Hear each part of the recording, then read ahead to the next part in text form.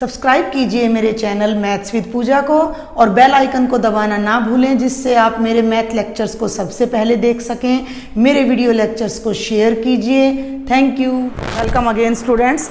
आज के लेक्चर में हम इन्वर्स के एग्जांपल्स देखेंगे जो कि आपकी एनसीईआरटी की बुक से हैं। ये है बेटा एग्जाम्पल नंबर 23, जिसकी स्टेटमेंट मैंने ऑलरेडी राइट की हुई है। Let f is a function from n to y, n as usual set of the natural numbers, y एक सेट है जिसकी डेफिनेशन हमें आगे दे रखी है। Be defined as fx is equal to 4x plus 3। हमें ये एक फंक्शन गिवन है fx that is equal to 4x plus 3, where y क्या है ये अब हमें गिवन है कि कैपिटल Y एक सेट है जो कि ये कोडोमेन है। डोमेन नेचुरल है, कोडोमेन अपना क्या है कैपिटल Y है। तो कैपिटल Y की क्या डेफिनेशन है कि उसमें वो नेचुरल्स आएंगे जिन्हें हम y कह रहे हैं और वो 4x प्लस 3 के इक्वल है। क्लियर। इस बात को हम छोटे से एग्जाम्पल से समझते हैं कि भाई ये अगर नेचुरल नंबर्स हैं हमारे 1 2 3 4 5 6 7 एंड सो ऑन, तो y सेट में केवल वही एलिमेंट्स हैं जो 4x प्लस 3 के इक्वल हैं और x एक नेचुरल नंबर है। मीन्स अगर हम x को 1 पुट करते हैं तो 4 1 जा 4 प्लस 3 7 आएगा y में। अगर हम x को 2 पुट करते हैं तो 4 2 जा 8 प्लस 3 11 आएगा।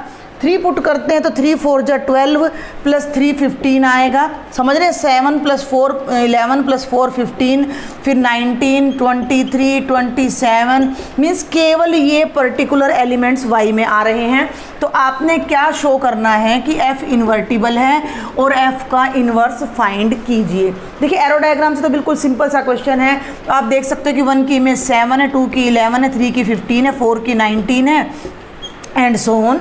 तो फंक्शन 1 1 है और ऑन 2 है। और इन्वर्स हमने क्या देखा था कि हर एलिमेंट की इमेज इसका रिवर्ट हो जाता है, तो कोई दिक्कत नहीं है, यहाँ से हो जाएगा। बट प्रैक्टिकल इस क्वेश्चन को कैसे करें, तो लास्ट लेक्चर में मैंने आपको बताया था कि हम इन्वर्स को कंपोजिशन की हेल्प से यहाँ करने जा रहे हैं।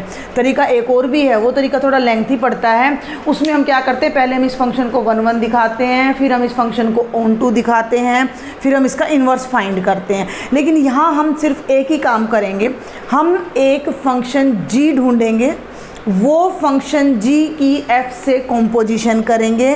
और अगर g o f, अब ये ध्यान देना है भाई, ये हमारा जो है x का रोल प्ले कर रहा है और ये हमारा y का रोल प्ले कर रहा है। और इस फंक्शन को इन्वर्टिबल दिखाने के लिए हमने g एक फंक्शन ढूंढना है जो y से n तक होगा। पहले समझ लीजिए, फिर हम करेंगे।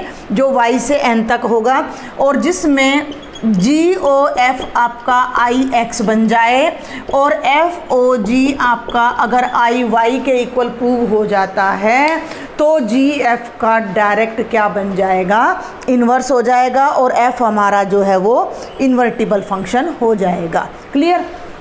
तो कैसे हम इस क्वेश्चन को स्टार्ट करते हैं। सबसे पहले हम लिखते हैं given that F is a function from y, उल्टा लिख दिया भाई, sorry, from n to y capital है ये, n to y such that fx is equal to 4x plus 3। Clear. Where x is a natural number. Simple सी बात है ये हमें।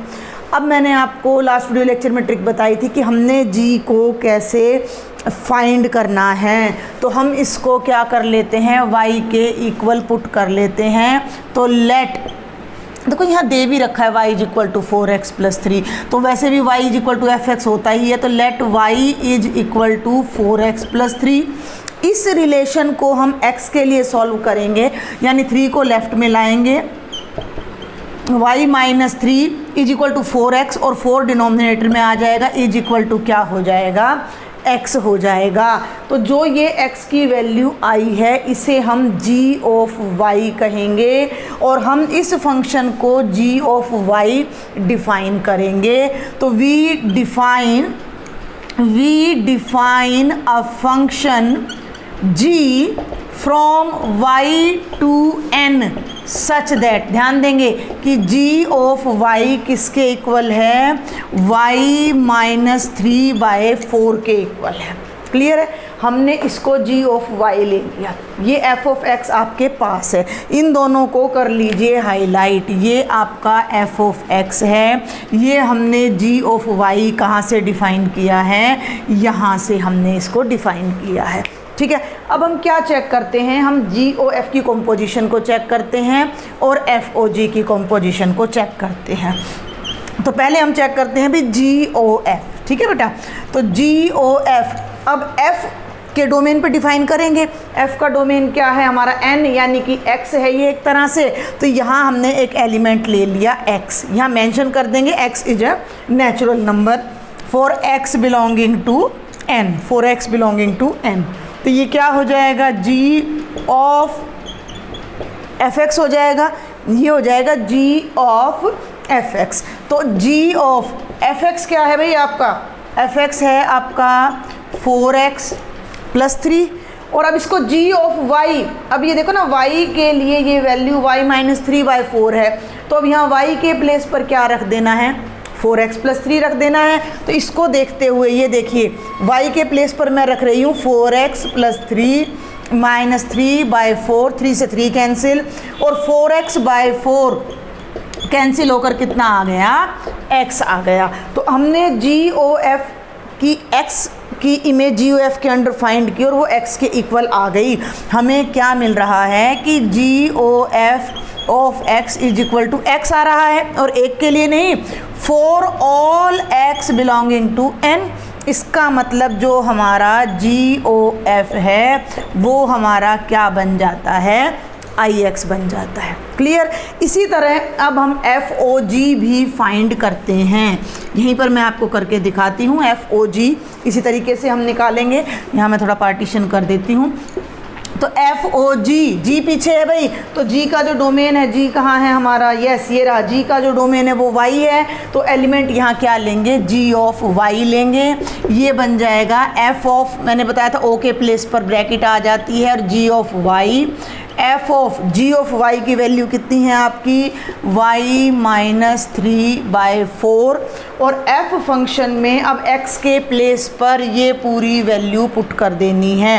भाई fx है तो x को 4 से मल्टीप्लाई करके 3 ऐड कर रहे हैं। आपने नेचर समझना है फंक्शन का कि x को 4 से मल्टीप्लाई करके 3 ऐड कर रहे हैं। तो यहाँ क्या है, ये y - 3/4 है, तो x को हटा दीजिए और उसके प्लेस पर y - 3/4 यहाँ पुट कर दीजिए। तो ये हो जाएगा 4 × y - 3/4 + 3, 4 से 4 कैंसिल, y - 3 + 3, 3 से 3 cancel, that is equal to y। तो ये आ गया FOG of y is equal to y। साथ में ये जरूर लिख दीजिएगा for all y belonging to the set y। Set y को हमने कैपिटल लेटर से लिखा और ये स्मॉल y है।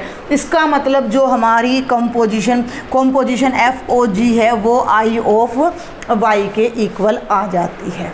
तो हमें एक फंक्शन f गिवन था, उसको यूज़ करके हमने एक नया function g of y define किया, और फिर हमने FOG और GOF दोनों कॉम्पोजिशन चेक की जो कि आइडेंटिटी फंक्शन के इक्वल आ रही हैं। तो as per our definition of inverse of a function, जो कि हमने अपने लास्ट वीडियो लेक्चर में स्टडी किया था, क्या हो जाएगा कि f इज इन्वर्टिबल और GF का क्या हो जाएगा, इन्वर्स हो जाएगा। तो मैं यहाँ इरेज करके इस बात को यहाँ लिखती हूँ। तो ये आप इसको नेमिंग दे दीजिएगा भाई, GOF वाले को 1 नेम दे दिया, FOG वाले को 2 नेम दे दिया। तो अब हम यहाँ लिखेंगे for f of x is equal to 4x + 3 there exists a function g, ठीक है, g of y is equal to y - 3/4 such that, ठीक है, सच दैट GOF किसके इक्वल है, IX के, और FOG किसके इक्वल है, IY के। क्लियर। आप ये लाइन अगर ना भी लिखें कोई ज़्यादा ज़रूरी नहीं है, आप डायरेक्ट ये भी लिख सकते हो, from equation number 1 and 2। Clear. इसके प्लेस पर आप ये भी लिख सकते हो कि फ्रॉम इक्वेशन नंबर 1 and 2। तो ये हो जाएगा फ्रॉम इक्वेशन नंबर 1 and 2 क्या आ जाएगा, by definition of inverse of a function. By definition of inverse of a function क्या आ जाएगा, फंक्शन f इज इन्वर्टिबल, क्योंकि पहला क्वेश्चन यही था कि show that f is invertible, तो वो हमने शो कर दिया। अब कहता है फाइंड द इनवर्स, तो वो इनवर्स हमारा ये रहा यहाँ पर, एंड f इनवर्स किसके इक्वल है, g के इक्वल है। Clear, that is f inverse x क्या है हमारा, g ऑफ x, ये g ऑफ y है, g ऑफ x का मतलब y के प्लेस पर क्या आ जाएगा, x आ जाएगा, तो ये हो जाएगा x माइनस 3/4, ये हमारा इनवर्स फंक्शन आ जाएगा f का। आई थिंक आपको समझ आया होगा। मैं फिर से एक बार स्टेप रिपीट कर देती हूँ, 2 एग्जांपल और करेंगे अभी हम इस तरह के, कि हमने फंक्शन f(x) दे रखा है, तो उसमें f(x) को y के इक्वल पुट करेंगे, x के लिए फंक्शन को सॉल्व करेंगे और ये वैल्यू आएगी। इसे हम g ऑफ y सपोज करके दोनों कंपोजिशन फाइंड करेंगे, जो ऑटोमेटिकली आइडेंटिटी आ जाएंगी। आपको जस्ट ध्यान से कंपोजिशन सॉल्व करनी आनी चाहिए। तो हम डायरेक्ट लिख देंगे कि by definition of inverse of a function the function is invertible, और जो ये g फंक्शन हमने डिफाइन किया है ये और कुछ नहीं बल्कि f का इनवर्स है।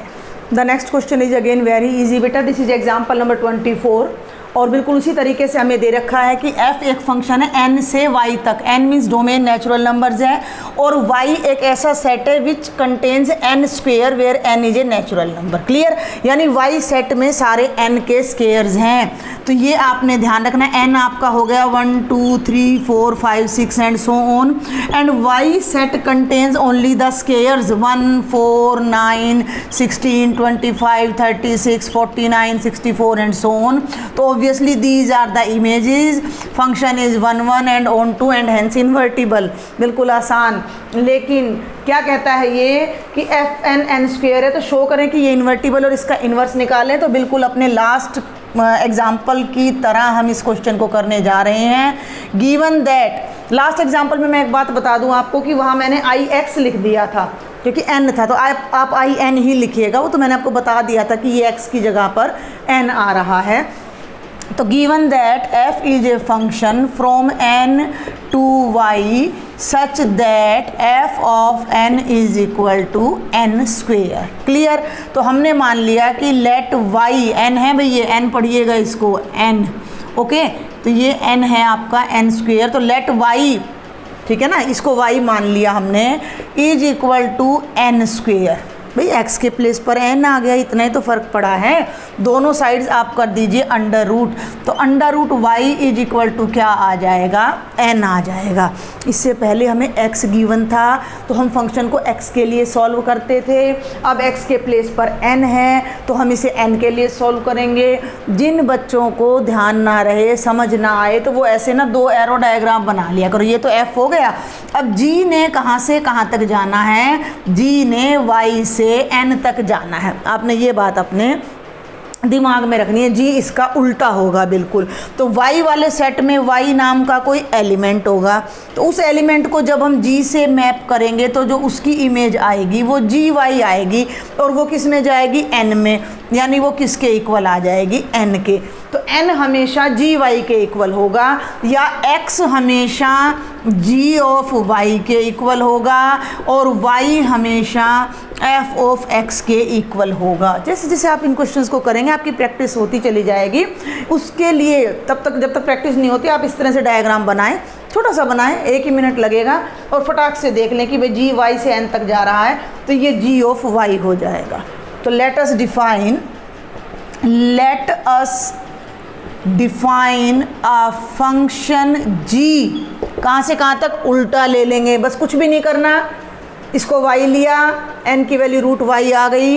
अब हमने g एक फंक्शन लिया, f n से y तक था, g हमने ले लिया y से n तक, सच दैट कि g ऑफ y, ये आपका यहीं पर लिख लिया करो अगर आपको याद ना रहे, तो g ऑफ y किसके इक्वल हो जाएगा, अंडर रूट y के।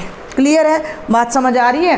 ये मैंने क्या बताया था, n किसके इक्वल है, g ऑफ y के, तो ये g ऑफ y आ गया। तो एक फंक्शन ये f n आ गया, ये आपका g y आ गया। अब हम इन दोनों की कंपोजिशन को चेक करते हैं। नाउ पहले हम चेक करते हैं GOF, F के डोमेन पर। F का डोमेन N है तो N ही लिखूंगी मैं, इस बार X नहीं लिखूंगी। तो ये हो गया G ऑफ FN। FN का मतलब है N स्क्वेयर, तो ये हो गया G of N square. G के अंडर किसी भी एलिमेंट की इमेज उसका अंडर रूट है, Y की इमेज Y का अंडर रूट है, तो N स्क्वेयर की इमेज क्या हो जाएगी भैया, N स्क्वेयर का अंडर रूट। स्क्वेयर से अंडर रूट कैंसिल हो गया और किसके इक्वल आ गया, N के। ध्यान देंगे, GOF के अंडर N की इमेज N आ गया, एक N की इमेज N आई है, तो ऐसे जितने भी N हम यहाँ से लेंगे उन सब की इमेजेज हमारी N ही आएंगी। इसको एक बार और कंक्लूड करके आप लिख सकते हो कि GOF of N is equal to N for all N belonging to N, हर नेचुरल नंबर के लिए। इसका मतलब ये कॉम्पोजिशन I ऑफ N के इक्वल आ जाती है। क्लियर। अब हम सेकंड कॉम्पोजिशन चेक करते हैं। तो ये हो गया FOG, G किस पर डिफाइन था, Y पर, तो यहाँ हम एलिमेंट भी क्या ले लेते हैं, Y ले लेते हैं। ये हो गया F of G of Y। चलूँ आगे, G ऑफ Y का मतलब G ऑफ Y की वैल्यू रख दो भाई यहाँ उठा के, ये कितना हो गया, अंडर रूट Y। F के अंदर किसी भी एलिमेंट की इमेज उसको स्क्वेयर कर देती है, तो यहाँ भी F के अंदर ही हमारी इमेज चल रही है, तो ये क्या हो जाएगी, रूट Y का स्क्वेयर। रूट से स्क्वेयर रूट कैंसिल हो जाएगा और ये किसके इक्वल आ गया, Y के। तो फिर वही बात आप यहाँ पर लिख दीजिएगा कि FOG Y is equal to Y for all Y। तो FOG भी आपका किसके इक्वल आ गया, I ऑफ Y के। तो दोनों कॉम्पोजिशन आइडेंटिटी फंक्शन के इक्वल आ गई। तो वो एक बात जो पिछले हमने क्वेश्चन में एग्जाम्पल में लिखी थी कि by the definition of inverse of a function, by the definition of inverse of a function, function f is invertible, पहली बात, and ये and भी बढ़िया बना, and f इनवर्स किसके इक्वल है, g के इक्वल है। तो क्या हो जाएगा, f inverse of y, f inverse of y क्या हो जाएगा, रूट y, और इसको अगर n में x में लिखना है तो f इनवर्स x आपका हो जाएगा रूट x, यानी कि उल्टा। सिंपल सी बात है, दो चार क्वेश्चन करने के बाद हमें समझ आता चला जाता है इन्वर्स क्या होता है एक्चुअल में, द रिवर्स ऑपरेशन। ये ऑपरेशन स्क्वेयर कर रहा है तो इन्वर्स ऑपरेशन क्या करेगा, स्क्वेयर वाले ऑपरेशन का एंटी ऑपरेशन, यानी कि स्क्वेयर रूट कर देगा। तो बहुत ही आसान एग्जाम्पल था। नेक्स्ट देखते हैं अब हम, and this is example number 25 बेटा, same as last examples but थोड़ी सी इसमें कैलकुलेशन लेंथी होगी। f is a function from n to r given by fx is equal to 4x square plus 12x plus 15. Show that f from n to s, अब यहाँ देखो थोड़ा सा change आ गया क्या, where s is the range of f, ठीक है ना। अभी r तक का मतलब है कि हमारी जो सारी वैल्यूज है वो रियल है, ये डोमेन है, ये को डोमेन है, लेकिन रेंज क्या होती है, डोमेन का हर एलिमेंट की जो इमेजेस का कलेक्शन होता है वो हमारी रेंज कहलाती है। तो वो रेंज है ये। पिछले दो एग्जाम्पल्स में इसको y लिया गया था, यहाँ s ले दिया है। बस इतनी सी बात है कि s क्या है, रेंज है। तो आपने यहाँ से पढ़ना है कि show that f is invertible and find f inverse. पिछले दो एग्जाम्पल्स आपको अच्छे से समझ आ गए होंगे। तो अब मैं इनको थोड़ा सा शॉर्ट में लेकर चल रही हूँ। अब मैं क्या करूँगी, इसको y ले लेती हूँ, y is equal to 4x square plus 12x plus 15। और मैंने क्या बताया था, इसको किसके लिए सॉल्व करना है, x के लिए सॉल्व करना है। और अब एक बात यहाँ बड़ी ध्यान देने की है कि यहाँ x एक बार में सेपरेट नहीं हो रहा है। This is a quadratic polynomial मैं कहूँगी।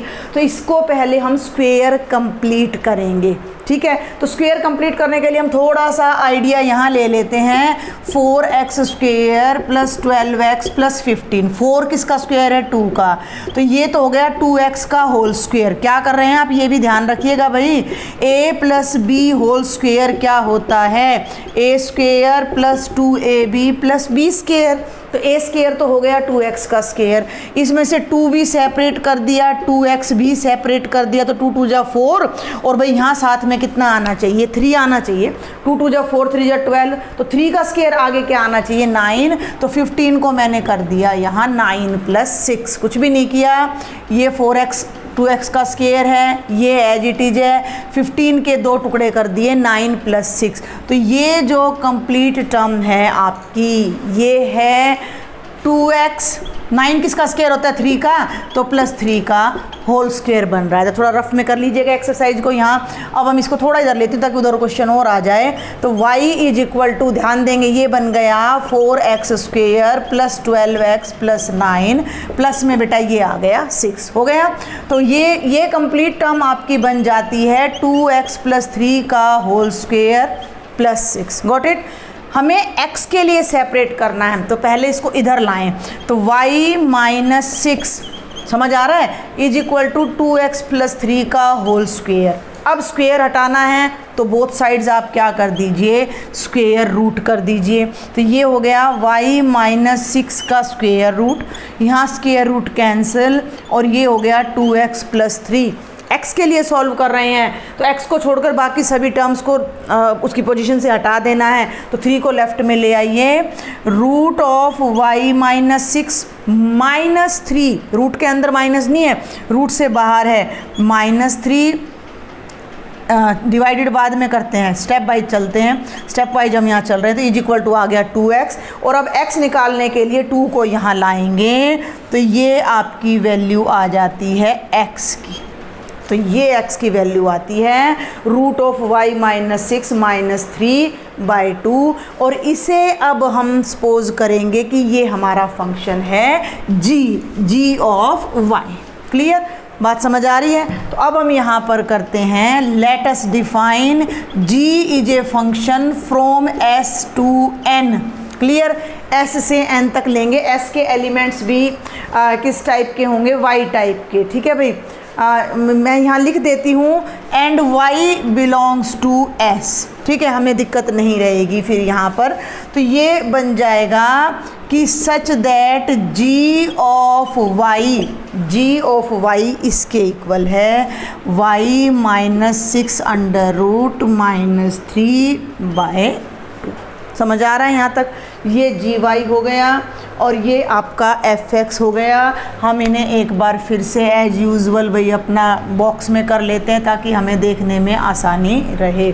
अब यहाँ कंपोजिशन में थोड़ा सा हमें एक्सरसाइज करनी पड़ेगी, तो हम ले लेते हैं g(f(x), ये हो गया g of fx। g of fx का मतलब ध्यान देना है ये कंप्लीट टर्म, यानी कि 4x² + 12x + 15। अब बड़े ध्यान से समझना है आपने, g ऑफ y में जहाँ जहाँ y है वहाँ वहाँ पर ये वाली वैल्यू हमने पुट कर देनी है। समझे भाई, y - 6 है तो y के प्लेस पर ये कंप्लीट वैल्यू रख के फिर -6 करना है अंडर रूट के अंडर। ठीक है, तो यहाँ पर पहले मैंने लगा दिया अंडर रूट, y के प्लेस पर ये पूरी तीनों टर्म्स मैंने रखी। तो ये हो गया 4x² + 12x + 15, और भाई -6। ये तो आ गई स्क्वायर रूट की टर्म हमारी, और इसके बिल्कुल बाहर -3 and the complete term is divided by 2। समझ आया यहाँ तक। 15 में से 6 माइनस करेंगे तो यहाँ 9 आ जाएगा। तो मैं यहीं पर कर रही हूँ अभी स्टेप को, सिंपल कैलकुलेशन है, आप अपने नोटबुक में अच्छे से इसको कर लीजिएगा। और ये टर्म हमने अभी देखी थी कि क्या थी, 2x + 3 का होल स्क्वायर। तो ऊपर उधर करके अब मैं आपको दिखा रही हूँ g(f of x)। तो ये जो टर्म है अंडर रूट में ये होल स्क्वायर बन जाती है, ये बन जाती है 2x + 3 होल स्क्वायर का under root -3 and divided by 2। Square से अंडर रूट कैंसिल, न्यूमरेटर में क्या बच जाता है, 2x + 3 - 3 divided by 2 cancel. Next term में 2x/2 2 कैंसिल, और x आ गया, x की इमेज x आ गई, यानी कि g(f) हमारा आइडेंटिटी फंक्शन बन गया। आप इसे अगर ix ना लिखना चाहें तो in लिख सकते हैं। ये मेंशन कर दीजिएगा कि x एक क्या है, नेचुरल नंबर है, n को बिलोंग कर रहा है। तो ये कॉम्पोजिशन आपको आनी चाहिए, कॉम्पोजिशन बड़े अच्छे से करनी है।